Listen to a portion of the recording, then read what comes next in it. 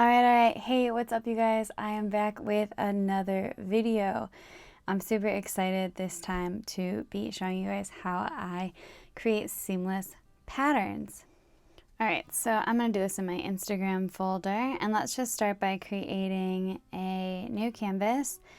And so you can hit the plus sign here. So most important, let's just make sure we have a square canvas of a decent size. We have 1500 pixels by 1500 pixels at 300 dpi. So we're in good shape here. And you can always change this title and write pattern template, for example, and just hit create. Okay, and now the most important part of creating a pattern is making sure that you have your canvas set up properly. So basically what we're going to do is we are just going to fill this whole canvas with color, and then you can go in and reduce the opacity. And I just do this because it's a lot easier to see when you layer something if you've not lined it up properly, because the opacity allows you to see. If you have 40% opacity layered on top of 40% opacity, you're going to have a darker line that's about 80% opacity. Okay, so now what I do is I will duplicate this layer 4 times. And now we're going to grab the pointer here. Make sure that snapping and magnetics is turned on, and then I always make sure that distance and velocity are at max. Otherwise, you might end up fighting with it a little bit more. So we're just going to tap off that menu, come down to this corner, and pull this all the way up until you get those orange lines going in both directions. Press the mouse tool, select the next layer underneath, select that layer, drag it until you get the orange lines, tap off, come down to the third layer, select it, make sure you get the 2 orange lines, come down to the 4th layer and do the same thing. The other thing that you can do is, you know that your canvas was 1500 by 1500, so half of 1500 is 750. So if your width and height are now 750 by 750, right here, you're in good shape. Now I always do like to just zoom in and double check and make sure I don't see any areas where they're layered on top of each other. So what I mean by that is if I didn't have it lined up perfectly, you would be able to see that. I'm just going to undo that. And now that all of our layers are lined up perfectly, we now have to save each of these sections. So the way we're going to do that is we're going to tap on our layers. You can use 2 fingers and just hold over one of the layers. And if you can see, this area is selected. I'm going to tap hit save and load, and then add a little plus sign here. I'm going to come to my next layer, use 2 fingers over it, and now you should be able to see that this is the box that's selected. If it's hard to tell, I promise it's there. There's some like hatching, some gray lines on this side, and then this is plain. This is the part that's selected. So we're going to hit save and load, hit the plus sign, come up to our 3rd selection, and now we're in this square. Hit save and load, plus, and we're going to do the last square here. Save and load, hit the plus sign, and now we're in good shape. So what I like to do is just tap off of everything here, come back to my layers, and I'm just going to merge them all together by pinching the bottom layer and the top layer and just squeezing them. And now we have one layer that's fully filled in, we know that. And you can reduce the opacity all the way down. It seems pointless, but it's actually really, really important because we're going to be working on layers above this. I'm immediately going to create a group here, and this is going to be our layer group. So if you want, you can tap on this and rename it and just put background. But keep in mind that this is clear. Okay, so we only need this as when we create our pattern, it's working with a square. But the elements that we're going to be putting on the layers are not going to be a perfect square. So if we didn't have this square background and we were trying to pair everything together, it wouldn't line up like a perfect puzzle. So let's start by choosing what we want to do for our design. So I'm going to come to my brush library and I'm going to use my stamps. So I'm going to use some of the stamps that I created with you guys in my last video, as well as the Halloween freebie that I gave away a few videos ago. And so we're just going to kind of work with these and see what we can come up with. So first, I want to start with the coffin. I really like the coffin. So I'm just going to stamp this on here and then I'm going to rotate it. And I actually like to work with snapping and magnetics off. It gives me a little bit more freedom. And I'm going to resize this. And I'm going to put a pumpkin here. And I'm going to take this ribbon tool and select this.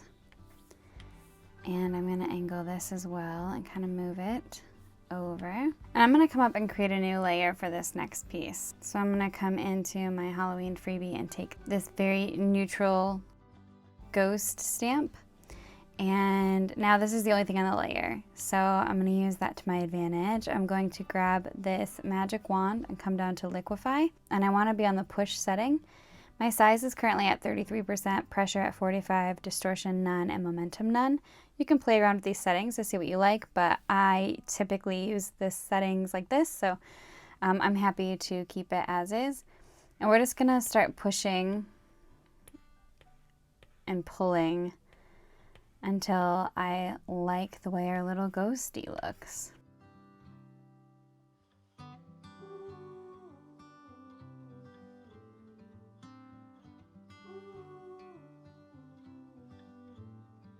So what I'm kind of doing here is just sort of coming up with a bit of a layout, and I'm gonna go over with the colors and things that I want later. This step isn't totally necessary, but I do personally tend to do it this way. It just helps, I think, for me visually seeing what I'm gonna do. So I'm gonna come back to my brush library. I really like this face, and I'm going to select this. And right now it doesn't really matter which of the layers I'm on because I'm not planning on doing any kinds of crazy adjustments. I'm just gonna place that there. All right, next I think I'm gonna add in these candles. I think I want them to be a bit smaller though. So keep in mind that with stamps, they're designed so that whichever way your canvas is facing is how they're gonna go.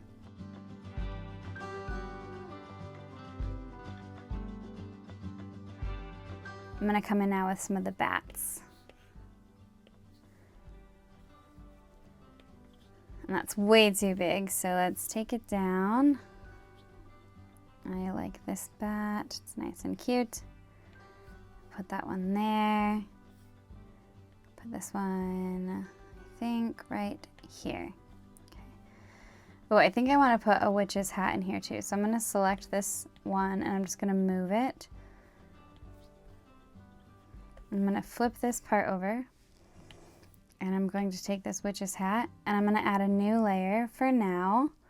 And I'm just going to make this a little smaller and plop this in here. Okay, and then I'm just gonna select this, come to the magic wand and liquefy. And so in a very similar way to before, I'm just gonna shape this to make it a little bit different. I'm gonna move the base of the hat up a little, and I can actually make this a little bit smaller so I have more freedom to kind of pull this how I want. And yeah, that'll do. I'm happy enough with that. So now I just want to fill this in with some of the stars. So I'm going to make my stars a little smaller. And I'm going to kind of place them randomly. All right, and this is looking fairly complete to me, but we're gonna have to do some adjusting later, but I just wanna make sure I have a pretty good base to start with. So now what I'm gonna do is I'm gonna pinch all 3 layers that have these doodles on them together. So you're just gonna pinch. You wanna make sure you're keeping that background layer there, but not actually pinching that in with those, even though you can't see them. And I'm just going to turn the opacity down here a little. So I currently have it at 38%, and I'm just going to start a new layer, and I am going to come in with a textured brush that I like. So recently I've been using these Monoweight brushes that I bought on Creative Market. I will be sure to link them below so you can go check them out. But these I did pay for. I am a big fan of the textures. I really like them. So I'm going to come in with, I think, the textured round brush for the drawings. So if I draw here, you can see it's got this beautiful texture, and that's what I want to use. But I am going to make it just a little bigger. And basically I'm going to go through and I'm just going to color these how I want them. But I'm going to use that brush and the color palette that I have been using in my planner in case I want to put this photo in the planner somewhere. So I have those 4 colors saved right here. I'll also leave those hex codes in the description box below if you're interested. So I think for the top of my coffin, for the cross, I'm going to use the black that I already have selected.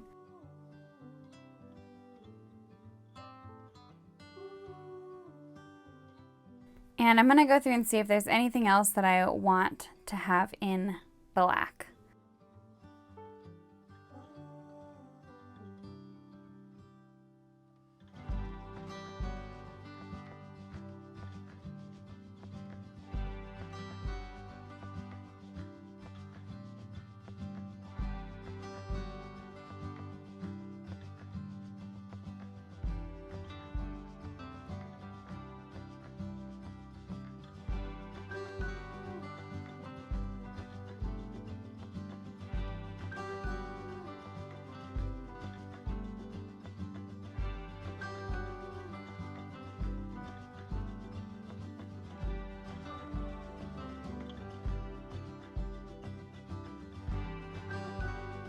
Another alternative, if you don't want to draw all of this individually, what you can do is select the layer that has the original shape on it.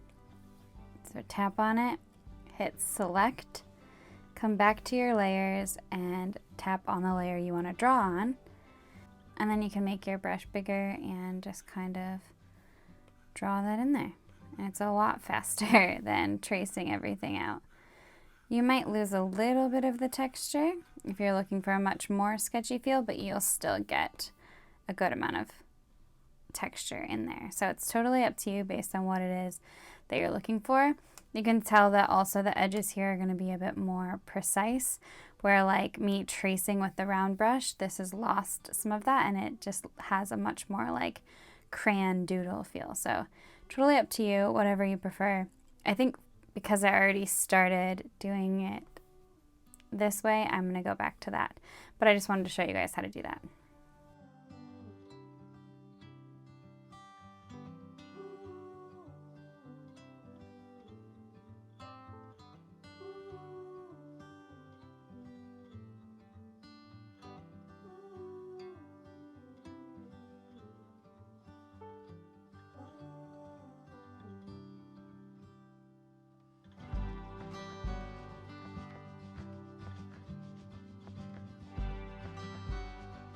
All right, and then I'm going to keep everything that's one color on the same page. So I'm just going to come down to that second layer and add a layer above it.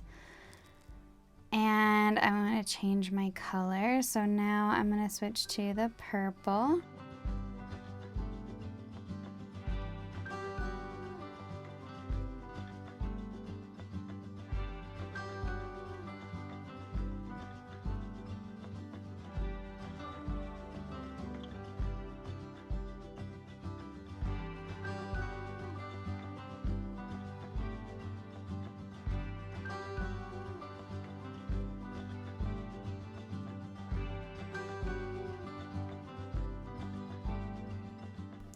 So now I'm just going to do the same thing where I add a layer above this layer 2.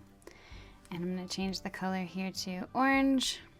And here I'm also using various shades of the same orange that's in my palette just so that I have a little bit of differentiation here and I can tell, for example, each section of the pumpkin or the wax from the rest of the candle.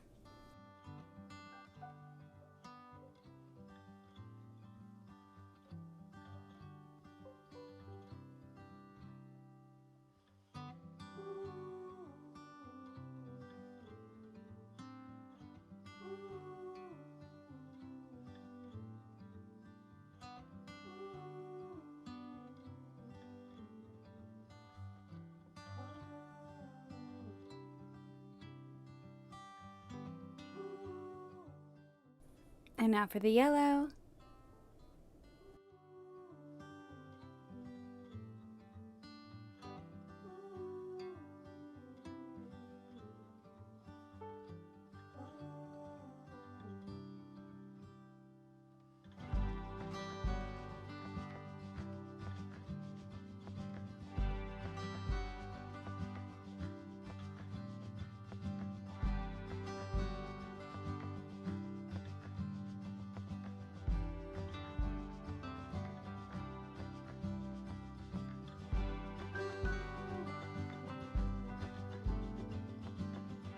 Okay, and now I'm pretty happy with this. So what I'm gonna do is I'm just gonna delete that original sketch layer. I don't need that anymore. And this is what it looks like. I haven't figured out the background color yet, but this is what I'm working with. So this is the part where we really get into how to make the pattern. So the most important thing is making sure that this background is selected, that it is on. And then it's part of this group. The opacity can be all the way down, that's totally fine, but it still needs to exist. So what we're gonna do is tap on the whole group, tap on the little ribbon tool here, hit save and load, and tap that one that we did before. Come up to the pointer. You can see this area is selected. Flip it horizontally and then flip it vertically. And then tap on that pointer again. Come to the selection tool, hit save and load, come to selection 2. This part is now selected, so tap the little pointer, flip horizontal, flip vertical. We're going to do the same thing. So ribbon tool, save and load, selection 3, pointer, flip horizontal, flip vertical. Repeat.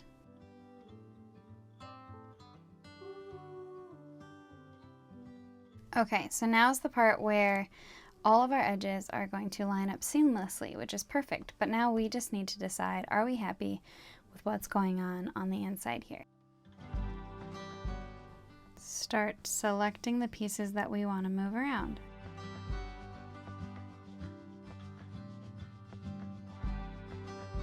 Maybe we think the bat needs to move. And you can even duplicate things. So let's say that we want to duplicate this bat and we want more of the bats around. We can come up here to our layers, tap on the black layer, select whichever part of the black layer we want to duplicate. And you can hit copy and paste down here, or you can swipe down with 3 fingers. It will create it as a new layer. So now I can move this around and rotate it, and I think I'm gonna put it like here, and I want to move this, and then I can move the bat up. And now I'm just gonna go through and keep adjusting things until I get to a final arrangement that I'm happy with. 2 quick things to note here. When you are selecting something from a layer and you're moving it around, I would advise you to make sure that you are only selecting the layer and not the entire group. So for example, when I'm moving the bats, it's best to be on the black layer that has my bat doodles on it. Otherwise you'll be in a situation like I ended up in later in this video, as you'll see, where I needed to refill my background layer before I could properly complete my pattern. My second word of advice here is that anytime you're adjusting anything within your pattern, make sure that you are selecting from the center and you're only moving those things, because if you move anything on the outer edge where we've already created our seamless connection points, you're going to ruin your pattern. So we really don't want to do that. If you do think that there's something on the edges that you want to readjust, you'll have to redo the same process where we use those 4 different selections and flip them horizontally and vertically. And then those pieces will now be in the center where you can move them around without harming anything. Now that we're happy with that design, what I like to do is just duplicate that layer. And I can rename this one Original, just in case I end up unhappy with something or some kind of mistake happens. And I'm just gonna switch that off.